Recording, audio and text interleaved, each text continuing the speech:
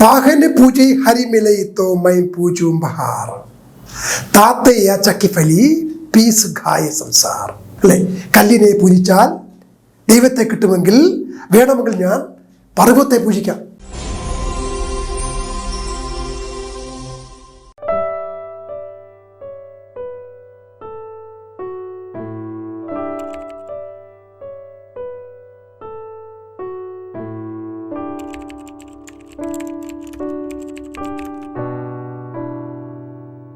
Doctor John Panicker, അദ്ദേഹം ഒരു ഭാഷാ പണ്ഡിതനാണ്. 26 വർഷം അധ്യാപക വൃത്തിയിലൂടെ അനുഭവ സമ്പത്ത് നേടിയിട്ടുണ്ട്. ഇദ്ദേഹം നമ്മുടെ കോമ്രേഡ് മീഡിയയ്ക്ക് ഒരു മുതൽക്കൂട്ടാണ്. പോസ്റ്റ് ഗ്രാജുവേഷൻ കഴിഞ്ഞതിന് ശേഷം കേരള യൂണിവേഴ്സിറ്റിയിൽ നിന്നും PhD കരസ്ഥമാക്കി. കൊട്ടാരക്കര സെൻറ്റ് ഗ്രിഗോറിയോസ് കോളേജിലെ ഹിന്ദി വിഭാഗം മേധാവി ആയി പ്രവർത്തിച്ച് വിരമിച്ചു. അദ്ദേഹം ഹിന്ദി ഭാഷയെ കാവ്യാത്മകമായ രീതിയിൽ അവതരിപ്പിക്കുകയാണ് കോമ്രേഡ് മീഡിയയിലൂടെ ചെയ്യുന്നത്. അദ്ദേഹത്തിൻ്റെ ഭാഷയിലുള്ള പാണ്ഡിത്യം കോമ്രേഡ് മീഡിയയിലെ എല്ലാ പ്രേക്ഷകർക്കും ഉപകാരപ്പെടും എന്ന് ആത്മാർത്ഥമായി വിശ്വസിച്ചുകൊണ്ട് അദ്ദേഹത്തെ കോമ്രേഡ് മീഡിയയിലേക്ക് ഹാർദവുമായി സ്വാഗതം ചെയ്യുള്ളൂ. ഞാനിപ്പോൾ നിങ്ങളുടെ മുമ്പിൽ ഒരു പ്രാചീന കവിതയുടെ 2 വരി ഹിന്ദിയിൽ അതിന് ദോഹ എന്നാണ് പറയുക. मैं आपके सामने कबीर के एक और 2 दोहे आपके सामने मैं प्रस्तुत कर रहा हूँ. कबीर दास हिंदी के श्रेष्ठ निर्गुण भक्त कवि है. वे निर्गुण उपासना के मुख्य जन्मदाता है. कबीर के निर्गुण का मतलब ये है कि ईश्वर को कोई गुण रूप आकृति कुछ भी नहीं है. ईश्वर माया है. ईश्वर को हमें कहीं जगह देखा जा सकता है. मैं कबीर का एक दोहा यहाँ प्रस्तुत कर रहा हूँ. गुरु गोविंद दो खड़े काखे लागू पाई बिलिहारी गुरु आपने जिन गोविंद दियो बधाई.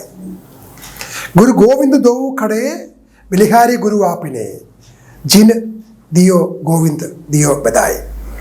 गुरु गोविंद दो खड़े का मतलब है कि इसका मतलब है कि गुरु और गोविंद हमारे पास खड़े हैं. हम किसको पहले प्रणाम करते हैं या हम किसको हमें बलिहारी देते हैं?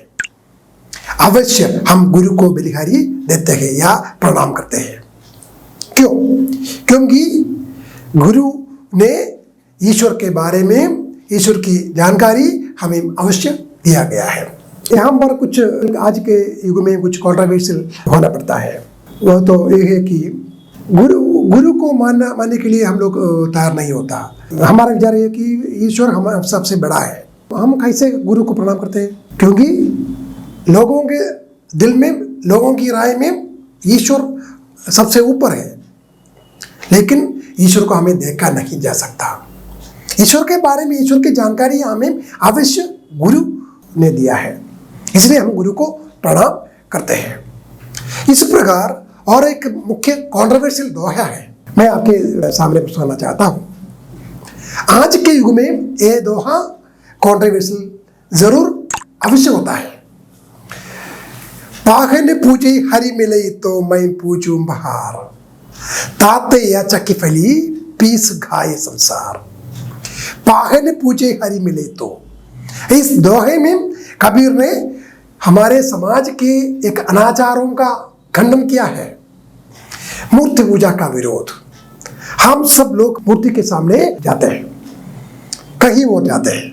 मुसलमान मॉस्क पर चले जाते हैं, हिंदू कई मंदिर में चले जाते हैं और क्रिश्चियंस कई चर्च में चले जाते हैं. वहाँ हम सब पर मूर्ति देखना पड़ता है.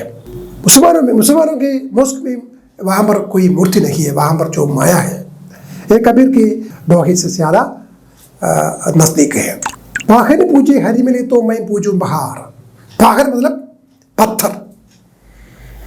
पागन पूजे हरि मिले, पत्थर की पूजा करने से हमें हरि मिले. तो पागन पूजे हरि मिले, मैं पूजूं बहार, मैं पहाड़ मतलब पहाड़ को पूजा करता हूँ.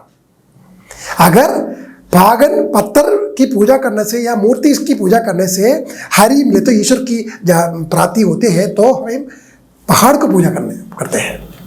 कबीर वहाँ पर खिल्ली उड़ाता है, मजाक उड़ाते हैं। क्या कहते हैं? ताते या चक्की फैली। चक्की मतलब हमारे घर के पुराने जगह में, हमारे मलयालम में उरगल आटकल ऐसा बोला जाता है चक्की। आजकल जो चक्की अंग्रेजी में मिक्सी बोला जाता है। तो मिक्सी में या चक्की में आटा डालकर जो वह पीस करके हमें रोटी बनाकर खा सकते हैं। इस तरह कबीर मूर्ति पूजा का हमारे समाज को खिल्ली उड़ाते हैं, मजाक उड़ाते हैं। इस तरह कबीर ने बहुत अधिक समाज सुधारक, कबीर एक सोशल रिफॉर्मर है। कबीर 600 वर्ष के पहले उनका जन्म हुए थे। कबीर के जन्म के बारे में हमें पता नहीं है। नीरू और नीमा जैसे जुलाहा दंपति इसको लेकर पालन पोषण बड़ा कर दिया था। उसका गुरु है रामांत। उसकी भाषा है सधुकड़ी। सधुकड़ी का मतलब है कि साधु मतलब साधु। साधु घुमकर होने वाली प्रवृत्ति होने वाला आदमी है। जो साधु कई जगह घूमते फिरते चले जाते हैं, वहाँ के भाषा के अंशों को लेकर, डायलेक्ट को लेकर अपने को एक नया भाषा बना दिया है। वह കിച്ചടി है या സതുക്കടി ഭാഷ है। ഞാനിവിടെ കബീർദാസിൻ്റെ 2 ദോഹകളാണ് പറഞ്ഞേക്കുന്നത്. ഇന്നത്തെ കാലഘട്ടം അനുസരിച്ച് വളരെ വളരെ സാമൂഹ്യ പ്രതിബദ്ധതയും സാമൂഹ്യ ചലനങ്ങൾ സൃഷ്ടിക്കുന്ന 2 വരികളാണ് ഞാൻ പറഞ്ഞത്.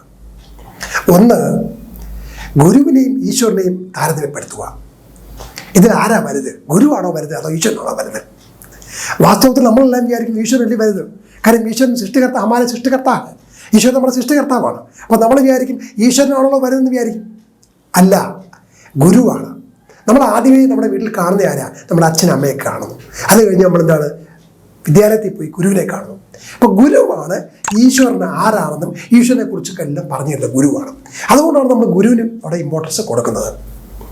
രണ്ടാമത്തെ ദോഷം എന്ന് പറഞ്ഞത്, ഇന്ന് സമൂഹത്തിൽ നമ്മളെല്ലാവരും, മുസ്ലിം സമുദായം ഒഴിച്ചു, ക്രിസ്ത്യൻ ആയാലും ഹിന്ദു ആയാലും, അവരൊക്കെ മൂർത്തി പൂജ, അതായത് നമ്മളൊരു ബിംബത്തെ ആരാധിക്കുന്നു.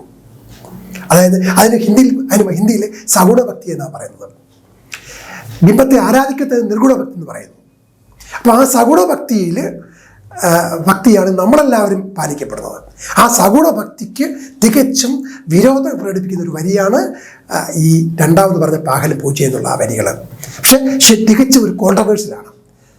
ഇത് ഞാൻ എൻ്റെ സുഹൃത്തിനോട് പറയുമ്പോൾ സുഹൃത്ത് തന്നെ പറഞ്ഞു, ഇതൊന്നും കോൺട്രവേഴ്സിലാവുന്ന വരികയാണല്ലോ. തീർച്ചയായിട്ടുമാണ്. പക്ഷേ ഈ ഹിന്ദി സാഹിത്യത്തിൽ പഠിക്കുന്ന, ലാംഗ്വേജ് ഹിന്ദി പഠിക്കുന്ന എല്ലാ വിദ്യാർത്ഥികളും ഈ ഒരു കബീർദാസിൻ്റെ ഈ വരികളെല്ലാം പഠിപ്പിച്ചാണ് മുമ്പോട്ട് പോകുന്നത്. കാര്യം കോൺട്രവേഴ്സിയെല്ലാം പഠിപ്പിച്ചാണ് മുമ്പോട്ട് പോകുന്നത്.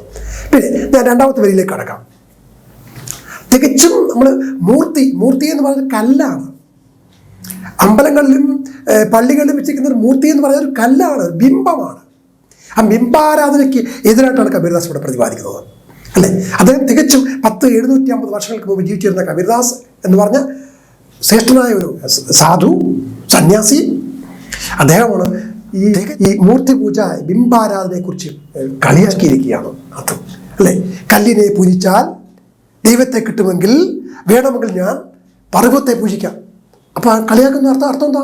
പർവ്വതം വലുതല്ലേ, അപ്പോൾ എനിക്ക് വലിയ ദൈവത്തെ കിട്ടും. അത് തികച്ചും കളിയാക്കിയിരിക്കുകയാണ്. അതുകൊണ്ട് പറഞ്ഞേക്കാണ്, എടോ നിങ്ങൾ പോയി വീട്ടിലിരിക്കുന്ന ചക്കി എന്ന് പറഞ്ഞാൽ ആട്ടുകളിലെ പൂജിക്കൂ. ആട്ടുകളിലെ പൂജിക്കുന്ന പ്രത്യേകത എന്താണ്? ആട്ടുകളിലെ പൂജിച്ചാൽ നമുക്കതിനകത്ത് അരിയിട്ട് ദോശയൊക്കെ ഉണ്ടാക്കാൻ കഴിയാൻ പറ്റും. അതുകൊണ്ട് നിങ്ങൾ പോയി ആട്ടുകളെ പൂജിക്കൂ എന്ന് അത്രയ്ക്ക് കളിയാക്കിയിരിക്കുകയാണ്. അതുകൊണ്ട് ഇതുപോലെ കബീർദാസ് ധാരാളം കോൺട്രവേഴ്സ്യൽ ആയിട്ടുള്ള, ധാരാളം ഇമ്പോർട്ടൻസ് ആയിട്ടുള്ള, പ്രാധാന്യമുള്ള ഒരുപാട് വരികൾ എഴുതിയിട്ടുണ്ട്. इसी के साथ मेरा ये छोटा सा पंक्ति या छोटा सा क्लास में समाप्त कर रहा हूँ. नमस्कार.